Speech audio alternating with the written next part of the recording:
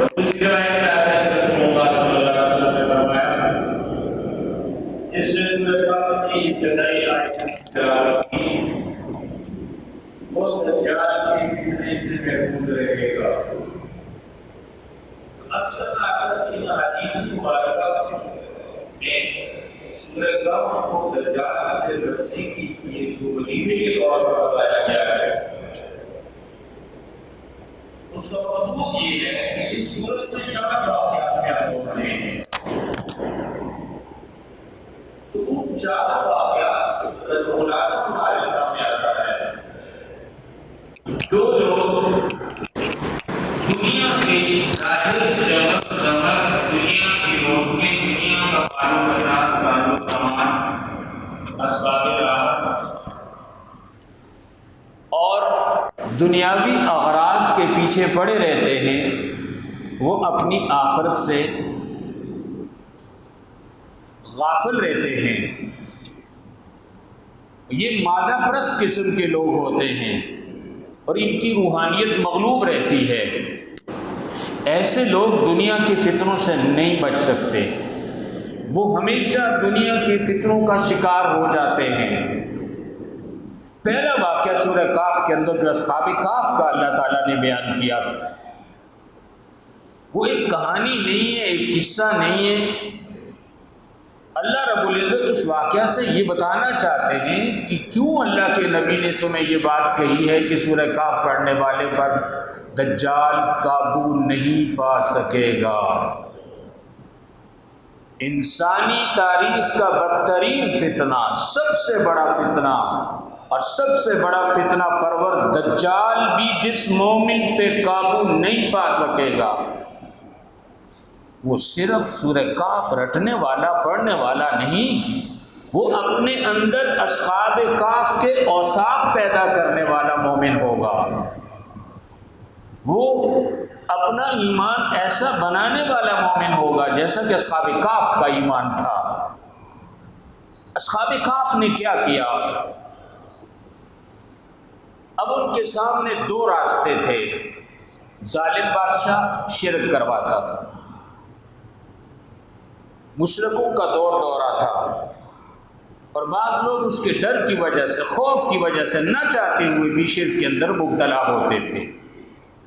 حکومت کا ڈر ہوتا ہے، حکومت کے پاس طاقت ہوتی ہے، حکومت کے پاس قوت ہوتی ہے، کمزور لوگ حکومت کا مقابلہ نہیں کر سکتے، ظالموں کے جابروں کے سامنے جھک جاتے ہیں۔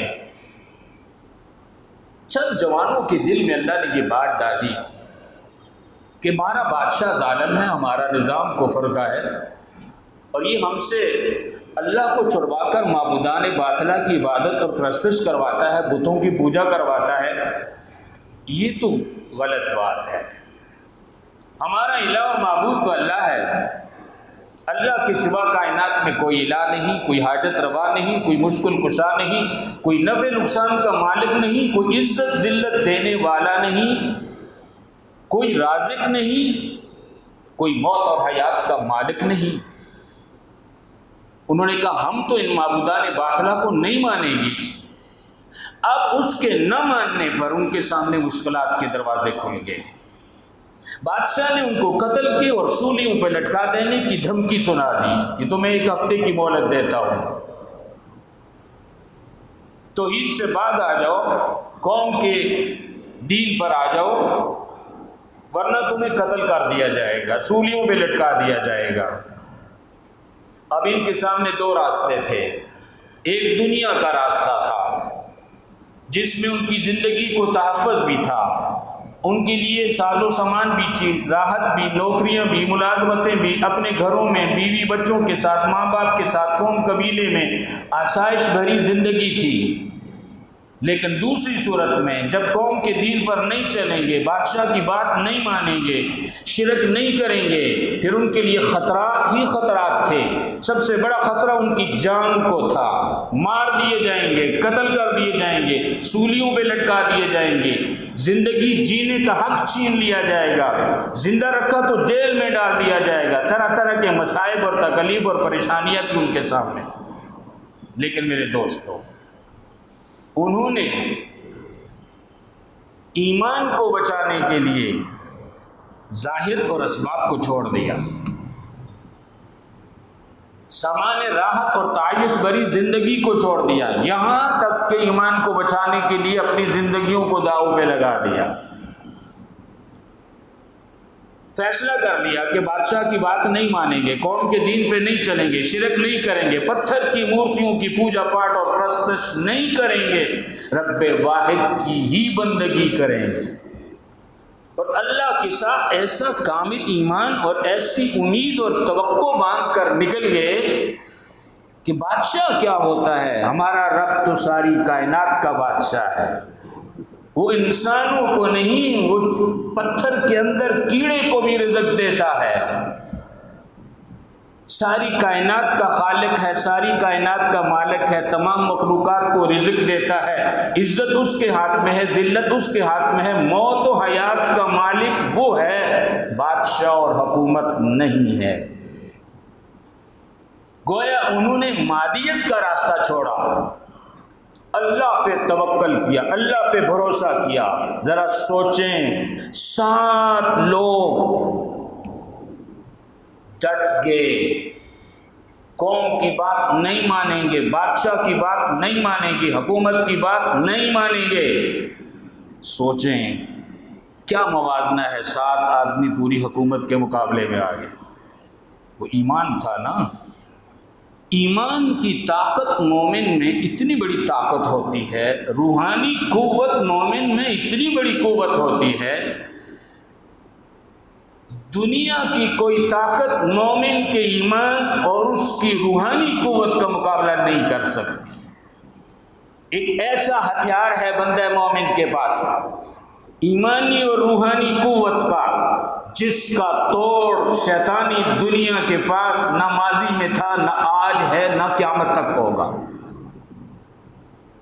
اسباب کے اندر، ساز و سامان کے اندر، مال میں، دولت میں، ہتھیاروں میں تو شیطانی قوتیں بہت آگے نکل چکی ہیں، لیکن ایک چیز ان کے پاس نہیں ہے، ایمانی طاقت نہیں ہے ان کے پاس، روحانی قوت نہیں ہے ان کے پاس۔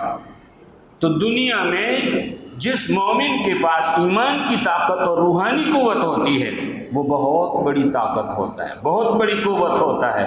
وہ ایک فرد ہوتا ہے، کروڑوں باطل پرست اور شیطان کے پجاری اس سے ڈرتے اور گھبراتے ہیں۔ یہ میں عرض کر رہا تھا، یہ جو دور چل رہا ہے دجالی فتنوں کا دور، ان فتنوں کا سب سے بڑا مقصد ہمارے ایمانوں کو برباد کرنا ہے، ہماری روحانی قوت کو ہمارے جسموں سے، ہمارے بدن سے نکالنا ہے، سب سے بڑا مقصد، کہ مسلمانوں کا ایمان کمزور ہو جائے۔ چونکہ کامل ایمان والا اور روحانی قوت والا، اس کو آج بھی دنیا کا کوئی فرعون زیر نہیں کر سکتا۔ باتیں کہنے کی، سننے کی، افسانے سنانے کی نہیں ہے، میں کہا کرتا ہوں ہم نے تو آنکھوں سے وہ منظر دیکھے، آپ نے بھی دیکھے۔ دنیا کی طاقتوں کے مقابلے میں افغانستان کے طالبان کی کیا حیثیت تھی؟ اگر اصحاب کہف کے 7 لوگ حکومت کے مقابلے میں ڈٹ گئے، دنیا کے 44 ممالک کی طاقتور ترین افواج نیٹو کے نام سے یلغار کرتی ہے، اور مٹھی بھر اللہ کے بندے ان کے سامنے کھڑے ہو جاتے ہیں۔ کہ دنیا نے دیکھا، آج امریکی صدر کہہ رہا ہے 20 دسمبر تک مکمل انخلا کر دیں گے افغانستان سے۔ تم تو اللہ کے بندوں کو مارنے کے لیے آئے تھے، کچلنے کے لیے آئے تھے، مٹانے کے لیے آئے تھے، اب اپنی بقا کی فکر ہے۔ یہ ہے حق اور باطل کی مارکارائی، یہ ہے مادیت اور روحانیت کی جنگ۔ جہاں بھی ایمان اور کفر کی جنگ ہوگی، آخری فتح ایمان کی ہوگی۔ جہاں بھی مادیت کی اور روحانیت کی جنگ ہوگی، آخری فتح روحانیت کی ہوگی۔ ایمان والوں کو یہ یقین بنا لینا چاہیے، مذبذب نہیں ہونا چاہیے۔ کیا ہوگا؟ ہمارے ساتھ وہ قوت ہے جو دنیا میں کسی کے پاس نہیں ہے، کیوں دنیا سے ڈرتے ہو؟ ایمان کمزور ہے نا، مومن نہیں ڈرتا کسی سے، کیونکہ کائنات کا طاقتور رب اس کی کمر پہ ہوتا ہے، اس کی پیٹھ کے پیچھے ہوتا ہے۔ تو یہی مادیت کی اور روحانیت کی جنگ اصحاب کہف کے اندر تھی۔ بظاہر تکلیفیں اٹھائیں، قربانیاں دی، مجاہدہ کیا، گھر چھوڑے، بیوی بچوں کو چھوڑا، ماں باپ کو چھوڑا، قوم قبیلے کو چھوڑا، ساز و سامان کو چھوڑا، راحتوں کو چھوڑا، تعیشات کو چھوڑا، نوکریوں کو چھوڑا۔ ہائی جنٹری کے لوگ تھے، بڑے خاندانوں کے لوگ تھے، کوئی محنت مزدوری کرنے والے، کوئی لیبر مزدور لوگ نہیں تھے، بڑے تکڑے لوگ تھے، اتنی بڑی قربانیاں دی۔ ایک کتا بھی ان کے ساتھ چل پڑا۔ ان میں ایک جاگیردار کا بیٹا تھا، زمیندار کا بیٹا تھا، اس کا کتا بھی ساتھ چل پڑا۔ آج قرآن کے اوراق پہ اللہ کے ان بندوں کی جو تذکرے کی آیتیں ہمارے سامنے آتی ہیں اور ہم ان کا نام لے کر قرآن کی آیتیں پڑھتے ہیں تو اس کتے کے ذکر بھی ساتھ ساتھ ہوتے رہتے ہیں۔ اور میں دوستو ضمناً عرض کرتا چلوں، بات کتے سے چل پڑی۔ اللہ نے سورہ کہف کے اندر ہمیں بتایا وہ 7 لوگ وقت کی طاقتور حکومت سے ٹکرانے والے کامیاب ہو گئے اور حکومت ناکام ہو گئی۔ ان کو غلبہ ملا بالآخر، اور روم کے اس شہر پر ان کی حکومت قائم ہوئی بالآخر، اور ان کو مارنے والے اور قتل کی دھمکیاں دینے والے صفحہ ہستی سے مٹ گئے۔ اور اللہ نے بیچ میں ایک اور کتے کا ذکر کر کے بھی انسانوں کو بتا دیا کہ دیکھو میرے بندوں سے کتے جیسا نجس اور پلید جانور بھی محبت کرے تو میری رحمت اس کتے کو بھی کہاں سے کہاں پہنچا دیتی ہے۔ کتا ہے نا، کیا چیز ہے کتا بھائی، لیکن وہ کوئی معمولی کتا تو نہیں تھا، وہ کوئی مریڑ حسن کا کتا تو نہیں تھا، وہ کوئی راول پنڈی کا کتا تو نہیں تھا، وہ اللہ کے بندوں کا کتا تھا، اصحاب کہف کا کتا تھا، اس کی نسبت اللہ کے بندوں کے ساتھ ہو گئی۔ ترجمہ پڑھنے والے حضرات واقعات سنتے رہتے، بنی اسرائیل کے واقعات کے اندر آتے ہیں، ان کا ایک مستجاب الدعوات ولی تھا بلم بن باعور، ولایت کے ایسے مقامات پہ فائز تھا کہ جو دعا کرتا تھا اللہ اس کی دعا کو ٹالتے نہیں تھے، مستجاب الدعوات تھا۔ فتنے میں پڑ گیا، عورت کے فتنے میں پڑ گیا، بیوی نے برباد کر دیا، ایمان بھی گیا، ولایت بھی گئی، اور اللہ نے سب کچھ سلب کر کے قرآن میں اسے یہ الفاظ استعمال کیے، ہم نے اس کو وحی کا علم دیا تھا، تورات کا، اللہ کی وحی کا علم رکھتا تھا، ہم نے اس کے اوپر سے وہ علم سے اس کو نکال دیا، جس طرح بکرے کو کھال سے نکال دیتے ہیں اس طرح علم سے اس کو نکال دیا، اور بالآخر وہ کتے کی طرح ہانپتا تھا اور اس کی زبان نکل گئی تھی، لٹک گئی تھی، اللہ نے عبرت کا نشان بنا دیا۔ اور یہ کتا تھا جو اللہ کے بندوں کے ساتھ تھا۔ جنت اور جہنم میں کوئی جانور نہیں جائے گا، جانور مکلف نہیں ہے، مکلف صرف انسان اور جنات ہیں، حساب کتاب انسانوں اور جنوں کا ہوگا، جزا سزا جنات اور انسانوں کے لیے، جنت جہنم جنات اور انسانوں کے لیے ہے، لیکن خدا کی شان ایک کتا جنت میں جائے گا۔ سورہ نبا میں آپ پڑھتے ہیں اللہ تمام جانوروں کو پیدا کریں گے، آدم علیہ السلام سے لے کر قیامت تک جتنی گائے، بیل، بھینس، بکری، کتا، بلا، کیڑا مکوڑا، حشرات الارض دنیا میں اللہ نے پیدا کیا تھا، سب کو خدا دوبارہ پیدا کریں گے، زندہ کریں گے۔ زندہ کرنے کے بعد اللہ پاک کہیں گے سب مٹی ہو جاؤ، تو تمام جانور مٹی ہو جائیں گے، بڑے بڑے خچر، بڑے بڑے ہاتھی، بڑے بڑے اونٹ، بڑے بڑے سانپ، بچھو، اژدہا سب ختم ہو جائیں گے۔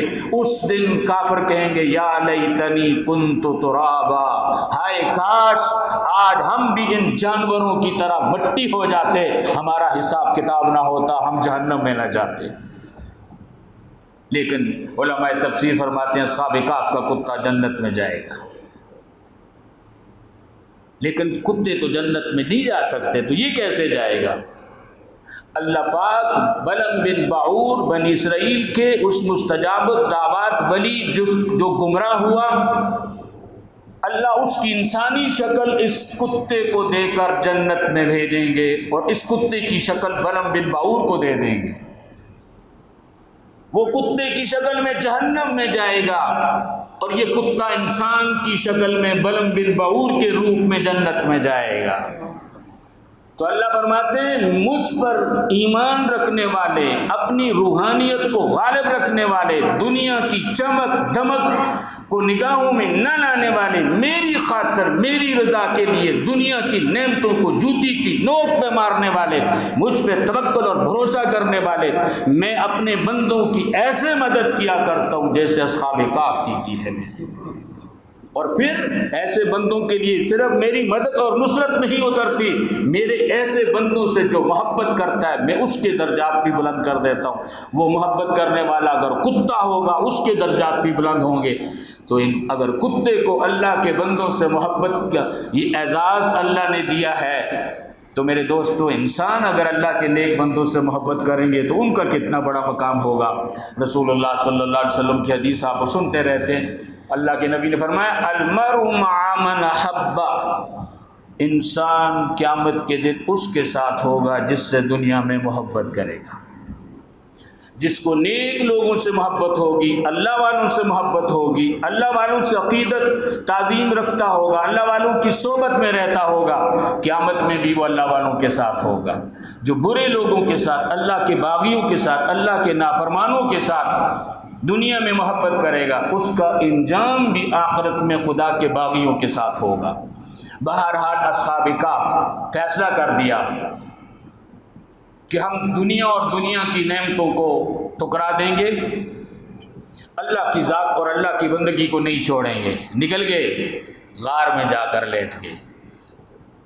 جتنے ہائی جنٹری کے وزیروں مشیروں کے بیٹے، وہ کوٹھیاں، وہ مکانات، وہ بنگلے، وہ پرتعیش زندگی سب کو چھوڑ کر غار میں، لیکن اللہ نے بتا دیا جو اللہ کی رضا کے لیے دنیا کی نعمتوں کو اور اسباب کو اور راحت سامان راحت کو چھوڑتا ہے تو خدا بغیر سبب کے اس کو وہ راحت عطا کرتا ہے جو بادشاہوں کے محلوں میں بھی نہیں ہوتی۔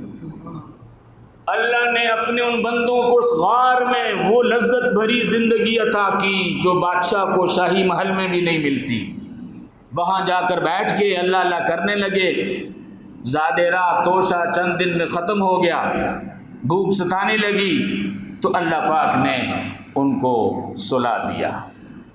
2-4 دن نہیں، 309 سال، 3 صدیاں 9 سال سوئے رہے، اور اللہ نے ان کو سلانے سے پہلے جب انہوں نے فیصلہ کر دیا کہ اسباب کے پیچھے نہیں مسبب الاسباب کے پیچھے جائیں گے، اللہ نے فرمایا وَإِذِ اعْتَزَلْتُمُوهُمْ وَمَا يَعْبُدُونَ إِلَّا اللَّهُ، جب تم نے چھوڑ دیا اپنی مشرک قوم کو اور وہ جن کی عبادت کرتے تھے اللہ کے سوا، بتوں کو چھوڑ دیا، فَأْوُوا إِلَى الْكَهْفِ، اللہ نے کہا جاؤ اب غار میں جا بیٹھو، ویرانے میں، جنگل میں، يَنْشُرْ لَكُمْ رَبُّكُمْ مِنْ رَحْمَتِهِ، اب تمہارا رب تمہارے لیے اپنی رحمت کو پھیلا دے گا، وَيُهَيِّئْ لَكُمْ مِنْ أَمْرِكُمْ مِرْفَقًا، اور تمہارا رب تمہارا کام تمہارے لیے آسان کر دے گا۔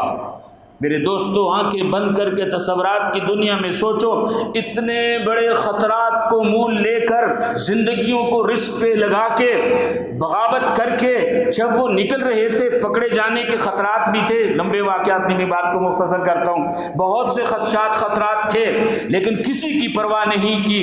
اللہ نے کہا تم نے میرے لیے اتنی بڑی قربانی دی ہے، دیکھو میری رحمت کس طرح تمہارا استقبال کرتی ہے اور میں تمہارے کام کو کیسے آسان کر دوں گا۔ اللہ نے سلا دیا۔ اللہ اکبر۔ تفصیل کا وقت نہیں، قرآن کا ذوق رکھتے ہو تو ترجمے کی کلاس میں بیٹھا کرو عشاء کے بعد، تفصیل سے بات تو وہاں پر ہوتی ہے۔ اللہ نے ایسے سلایا جیسے ماں اپنے لخت جگر کو گود میں کان پہ تھپکی دے کر سلاتی ہے۔ انسان کے کان پہ تھپکی دو نا، مزہ آتا ہے، آدمی کو نیند آ جاتی ہے، اور بچوں کو جلدی نیند آتی ہے۔ بچہ نہ سوئے نا تو ماں اس کے کان کو تھپکاتی ہے، ملتی ہے، بچہ گہری نیند سو جاتا ہے۔ اللہ کہتے ہیں جیسے ماں بچے کو سلاتی ہے میں نے اپنے بندوں کو یوں سلا دیا، ان کے کانوں پہ تھپکی دی۔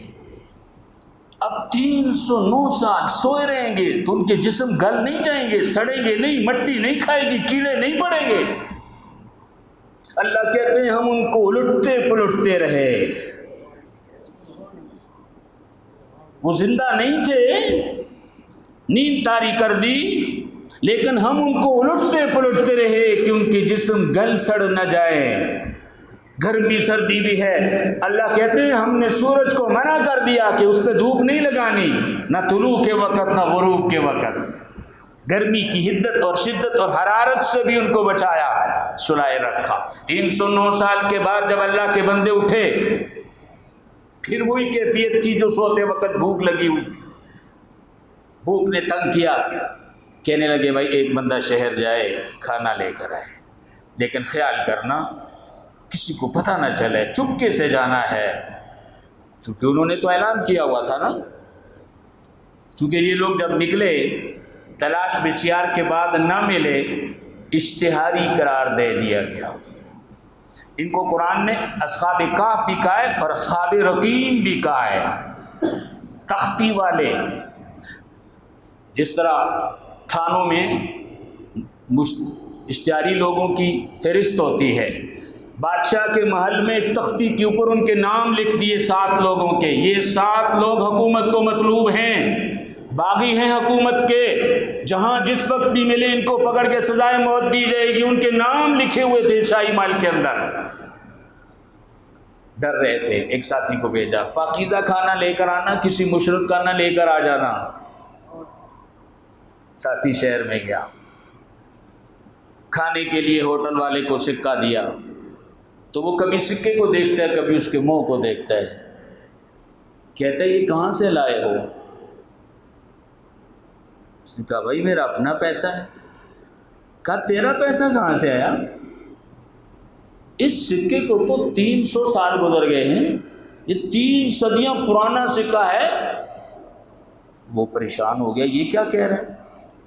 ہم تو کل گئے تھے، یہ 300 سال کی بات کر رہا ہے۔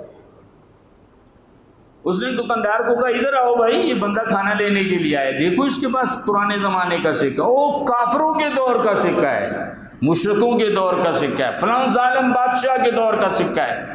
بادشاہوں کی اوپر نام لکھے ہوتے تھے، جس طرح ہمارے بادشاہ اسلم قائد اعظم کی تصویر بنی ہوتی ہے۔ اب لوگ روپے کی بات نہیں کرتے، قائد اعظم کی بات کرتے، کہتے جہاں کام نہ بنے وہاں قائد اعظم کو پیش کیا کرو۔ تو اس کے اوپر بھی ان کے قائد اعظم کی فوٹو بنی ہوئی تھی، ان کا یہ تو فلاں بادشاہ کا ہے۔ ایک دکاندار، دوسرا مارکیٹ بازار کے لوگ جمع ہو گئے، تو کون ہے، کہاں سے آیا ہے؟ تو کوئی جاسوس ہے، کوئی دشمن کے ملک سے آیا ہے۔ اب یہ بیچارہ دوستوں کے لیے کھانے کے لیے آیا، پریشان ہو گیا، اب بتاتا ہے تو راز باتوں سے، اب اس کو بھی نہیں پتا کہ ہم 300 سال کے بعد اٹھے ہیں، اور 300 سالوں میں کیا سے کیا ہو گیا۔ اللہ نے 300 سالوں میں ظالموں کو، کافروں کو، مشرکوں کو برباد کر دیا، شکست دے دی، اور مسلمان غالب آ گئے۔ اب جو دور تھا مسلمانوں کا تھا، اللہ کے موحد بندوں کا تھا، اسلام کا دور تھا، دین کا دور تھا۔ پکڑا گیا، پولیس کے حوالے کر دیا گیا، بادشاہ کے سامنے پیش کیا گیا۔ بادشاہ نے حال احوال دریافت کیا، نام پوچھا، اس نے کہا اچھا وہ تیرا نام تختی پر لکھا ہوا ہے۔ بادشاہ اٹھا اور اس کے ہاتھ چومنے لگا، وہ کب پریشان ہو گئے، کہتا یہ بادشاہ بھی وہ نہیں ہے اور یہ میرے ہاتھ چومتا ہے۔ اب لوگوں کو پتہ چلا کہ یہ تو وہ نوجوان ہیں جو 309 سال پہلے جابر بادشاہ سے بغاوت کر کے غائب ہو گئے تھے۔ بادشاہ نے کہا اب اس ظالم کا دور نہیں رہا، اب ہم مسلمانوں کا دور ہے، ہم اہل حق ہیں، اللہ کے بندوں کا دور ہے۔ اب وہ خوش ہوا۔